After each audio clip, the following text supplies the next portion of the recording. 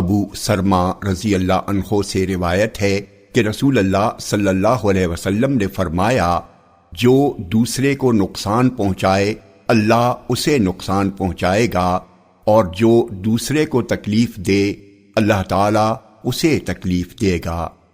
جامع ترمذی حدیث نمبر 1940، یہ حدیث حسن ہے۔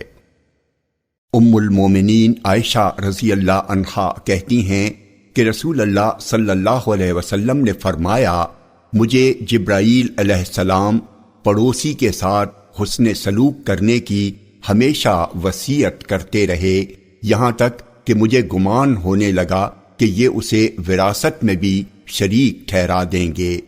جامع ترمذی حدیث نمبر 1942، یہ حدیث صحیح ہے۔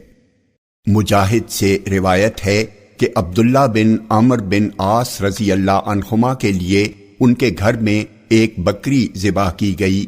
جب وہ آئے تو پوچھا، کیا تم لوگوں نے ہمارے یہودی پڑوسی کے گھر گوشت کا ہدیہ بھیجا؟